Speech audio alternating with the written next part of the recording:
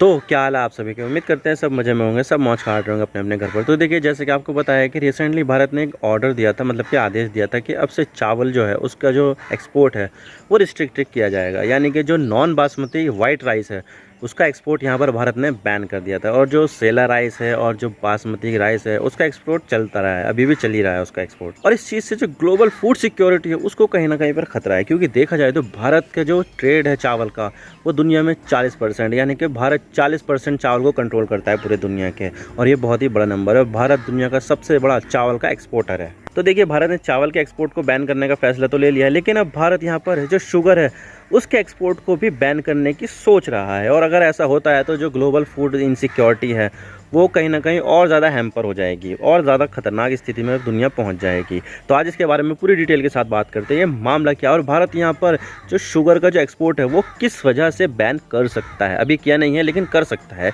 लेकिन उससे पहले अगर आप चैनल पर नए हो तो चैनल को सब्सक्राइब जरूर कर देना। वीडियो को चाहे लाइक करो या डिसलाइक करो, लेकिन चैनल को सब्सक्राइब जरूर कर देना। तो चलिए वीडियो का आगाज़ करते हैं। तो बात करते हैं मामला क्या और हम इसके बारे में क्यों बात करें। तो पिछले महीने भारत सरकार ने पूरी दुनिया को चौंकाते हुए नॉन बासमती चावल के एक्सपोर्ट को पूरी तरह से बैन कर दिया था। और ये पूरी दुनिया पर ख़ास तौर से गरीब अफ्रीकी देशों के लिए एक झटका था, क्योंकि देखा जाए तो ग्लोबल मार्केट में भारत के चावल का शेयर 40%, यानी कि भारत चावल का दुनिया का सबसे बड़ा एक्सपोर्टर है। और भारत गरीब अफ्रीकी देशों को काफ़ी ज़्यादा चावल का एक्सपोर्ट करता है, यानी कि भारत गरीब अफ्रीकी देशों की फूड सिक्योरिटी के लिए काफ़ी ज़्यादा इंपॉर्टेंट देश है। लेकिन भारत ने नॉन बासमती चावल के एक्सपोर्ट को बैन कर दिया, जिससे पूरी दुनिया में एक तरह की फूड इनसिक्योरिटी हो गई। और जिस तरह पिछले साल रूस यूक्रेन वॉर के बीच में होने से दुनिया भर में खाने की कमी हो गई थी, भारत के चावल एक्सपोर्ट बैन के बाद भी यही आशंका जताई जा रही है और कि भारत के इस फैसले से दुनिया में फूड सिक्योरिटी को कहीं ना कहीं पर खतरा है। लेकिन इसमें भी भारत की मजबूरी है, जो मैं आपको आगे बताऊंगा। लेकिन यहाँ पर चावल के एक्सपोर्ट को बैन करने के बाद सरकार यहाँ पर चीनी के एक्सपोर्ट को भी बैन कर सकती है, और इस पूरी दुनिया के लिए ये एक कड़वी बात हो सकती है। चीनी मीठी है लेकिन भारत की ये बात कड़वी हो सकती है, क्योंकि इससे पहले भारत ने पिछले साल गेहूं का एक्सपोर्ट बैन किया, कुछ समय पहले चावल का एक्सपोर्ट बैन किया, लेकिन अब भारत यहाँ पर चीनी का एक्सपोर्ट भी बैन कर सकता है।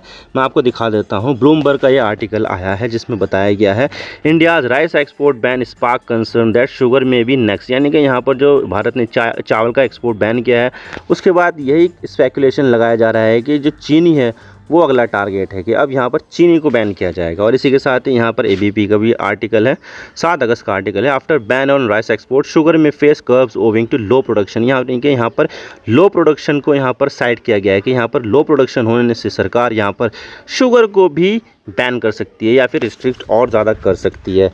तो आप देख सकते हैं कि यहाँ पर चीनी का एक्सपोर्ट भी बैन हो सकता है। और सबसे पहले हम देख लेते हैं कि इसके पीछे क्या वजह है। तो सबसे पहले रिसेंटली भारत ने 20 जुलाई को ही नॉन बासमती सफ़ेद चावल के एक्सपोर्ट को बैन कर दिया, और आदेश आने के तुरंत बाद ही एक्सपोर्ट बैन लागू हो गया। और भारत सरकार ने ये फैसला इसलिए लिया था कि इस बार उत्तर भारत, खास करके पंजाब, हरियाणा और पश्चिमी उत्तर प्रदेश में ज़्यादा बारिश आ गई, जिसकी वजह से चावल की फसलें बह गई और बर्बाद हो गई। दूसरी तरफ दक्षिण भारत में जहाँ पर चावल का प्रोडक्शन ज़्यादा होता है वहाँ पर ढंग से बारिश ही नहीं हुई, जिससे चावल का प्रोडक्शन ही डाउन हो गया। और ये चीज़ सरकार को चिंता में डालने वाली है, क्योंकि देखा जाए तो अगर चावल का प्रोडक्शन ही कम होगा तो ये अवेलेबल नहीं होगी और इसकी कीमत बढ़ जाएगी। तो भारत के आम लोगों को राहत देने के लिए भारत ने चावल के एक्सपोर्ट को ही बैन कर दिया।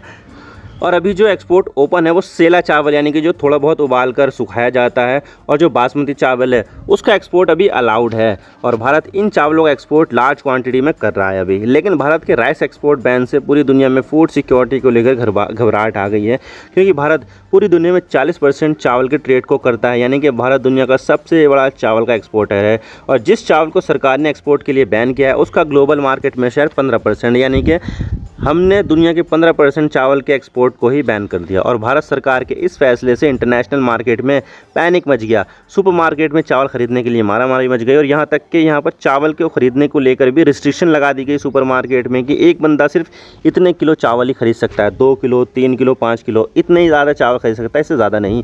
और इतना ही नहीं, भारत के एक्सपोर्ट बैन लगाने से चावल की इंटरनेशनल मार्केट में कीमत ही बहुत ज़्यादा बढ़ गई, और इससे गरीब अफ्रीकी देशों को ज़्यादा कीमत पर चावल खरीदना पड़ रहा है। लेकिन जो इसका दूसरा एक्सपोर्टर है, जैसे कि थाईलैंड है, वियतनाम है, उनको बहुत ज़्यादा फ़ायदा हो रहा है, क्योंकि यहाँ पर ये भी बड़े एक्सपोर्टर है और चावल महंगा होने से इनकी बहुत ज़्यादा कमाइयाँ बढ़ गई है।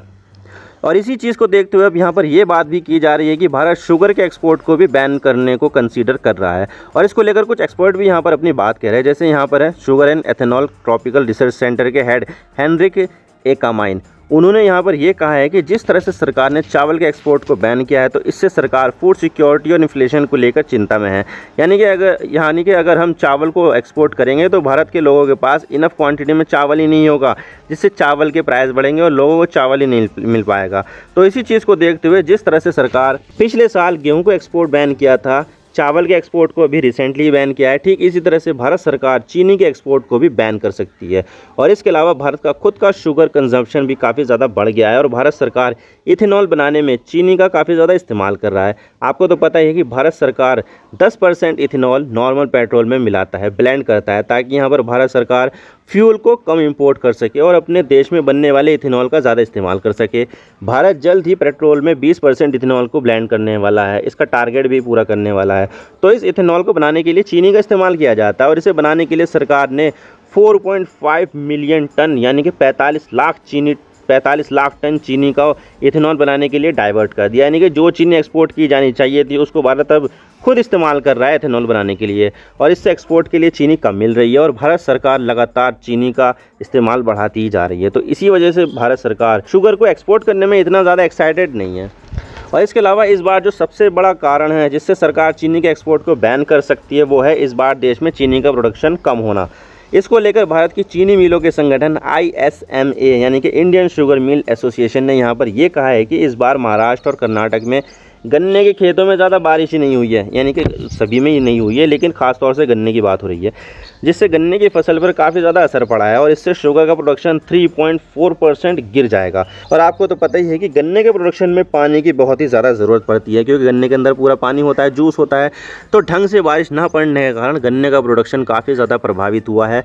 महाराष्ट्र जो एक काफ़ी बड़ा गन्ना प्रोड्यूस करने वाला राज्य, वहाँ पर इस बार 71% बारिश कम हुई है। तो वहीं पर कर्नाटक जो एक काफ़ी बड़ा गन्ना प्रोड्यूस करने वाला राज्य है, वहाँ पर नॉर्मल से 55% कम बारिश हुई है। तो ऑब्वियसली यहाँ पर बारिश कम होने से गन्ने की फसल पर इसका काफ़ी ज़्यादा तगड़ा असर पड़ रहा है। और इतना ही नहीं, अगर हम शुगर के प्रोडक्शन की बात करें तो उत्तर प्रदेश, महाराष्ट्र और कर्नाटक में सबसे ज़्यादा चीनी का प्रोडक्शन होता है और इसको लेकर शुगर मिल एसोसिएशन की तरफ से पहले ही प्रोडक्शन में कमी की बात कही गई थी। जैसे कि अगर हम महाराष्ट्र की बात करें तो पिछले साल महाराष्ट्र में 13.7 मिलियन टन चीनी का प्रोडक्शन हुआ था, लेकिन इस बार सिर्फ 10.5 मिलियन टन चीनी का ही प्रोडक्शन होने वाला है। और इसके अलावा पिछले साल उत्तर प्रदेश में 10.2 मिलियन टन चीनी का प्रोडक्शन हुआ था, लेकिन इस बार ये घटा है और सिर्फ 10 मिलियन टन शुगर का प्रोडक्शन ही हुआ है। और कर्नाटक में भी हालात कुछ अच्छे नहीं हैं। पिछले साल कर्नाटक में 6.2 मिलियन टन का प्रोडक्शन हुआ था, लेकिन इस बार सिर्फ 5 मिलियन टन का ही प्रोडक्शन हुआ है। यानी कि चीनी का प्रोडक्शन इस बार काफ़ी ज़्यादा कम हुआ है, जिसकी वजह से मार्केट में ये सेंटीमेंट जा रहा है कि इस बार चीनी की शॉर्टेज होने वाली है। हालांकि सरकार ने कहा है कि भारत के पास चीनी की कोई कमी नहीं है और प्राइस भी इसका स्टेबल है, तो चिंता करने की कोई बात नहीं है। सरकार ने तो ऐसा कहा है, लेकिन आंकड़े कुछ और ही कह रहे हैं यहाँ पर। और ऐसा नहीं है कि भारत पहली बार चीनी के एक्सपोर्ट को बैन करने के बारे में सोच रहा है, बल्कि भारत सरकार ने इससे पहले पिछले साल जून महीने में चीनी के एक्सपोर्ट को रिस्ट्रिक्ट कर दिया था, जो 4 साल में पहली बार किया था। तब सरकार ने एक्सपोर्ट के मामले में चीनी को ओपन कैटेगरी से रिस्ट्रिक्टेड कैटेगरी के एक्सपोर्ट आइटम में डाल दिया था। यानी कि इसका मतलब ये है कि चीनी का एक्सपोर्ट बैन तो नहीं हुआ, लेकिन इसे रिस्ट्रिक्ट कर दिया गया है और इसके एक्सपोर्ट करने के लिए केंद्र सरकार से परमिशन लेनी पड़ेगी और चीनी को सिर्फ फ्रेंडली देशों में एक्सपोर्ट की परमिशन दी जाएगी। और चीनी अभी भी रिस्ट्रिक्टेड कैटेगरी में आती है। लेकिन सवाल ये आता है कि अगर सरकार ने एक्सपोर्ट पर बैन लगाया तो इसका क्या असर देखने को मिल सकता है। तो देखिए, अगर सरकार यहाँ पर शुगर एक्सपोर्ट पर बैन लगाती है तो इससे ग्लोबल फूड सिक्योरिटी पर काफ़ी ज़्यादा नेगेटिव असर पड़ने वाला है, क्योंकि भारत दुनिया का सबसे बड़ा शुगर प्रोड्यूसर है। हालांकि भारत सबसे ज़्यादा शुगर कंज्यूम भी की जाती है, तो भारत इतनी ज़्यादा शुगर एक्सपोर्ट करता नहीं है जितनी ब्राज़ील करता है। ब्राज़ील दुनिया का सबसे बड़ा शुगर का एक्सपोर्टर है और भारत दूसरे नंबर पर आता है। और अगर हम नंबर की बात करें तो 2017-18 में भारत ने 6.2 लाख टन चीनी को एक्सपोर्ट किया था। ये मिलियन में नहीं है, सिर्फ लाख में है। 6.2 लाख टन चीनी को एक्सपोर्ट किया था और $810 मिलियन कमाए थे, जबकि ये आंकड़ा 2021-22 में 110 लाख टन के एक्सपोर्ट पर पहुंच गया और इससे भारत ने $4.6 बिलियन की कमाई की थी। यानी कि भारत ने अपना शुगर का एक्सपोर्ट बहुत ही ज़्यादा बढ़ा दिया। लेकिन शुगर एक्सपोर्ट पर बैन लगने की सूरत में ग्लोबल फूड सिक्योरिटी को लेकर एक बड़ी चिंता सामने आएगी। Ukraine Russia war, global pandemic, El Nino, global warming और जियोपॉलिटिक्स की वजह से ग्रेन्स और खाने की पीने की चीज़ों का प्रोडक्शन घटा है और इनकी सप्लाई चेन भी डिस्टर्ब हुई है और इससे दुनिया पर खाने की कमी हो गई है। और अब भारत की शुगर एक्सपोर्ट बैन करेगा तो इससे और ज़्यादा फूड सिक्योरिटी खतरे में पड़ जाएगी। आई होप आपको सारी बातें समझ में आ गई होगी। अगर वीडियो थोड़ा सा भी पसंद आया तो लाइक कर देना, वरना डिसलाइक कर देना, लेकिन चैनल को सब्सक्राइब जरूर कर देना। आपके एक सब्सक्रिप्शन से हमें आगे कंटेंट बनाने की मोटिवेशन मिलती है। Thank you for watching. I really appreciate your precious time. God bless you all. Now signing off.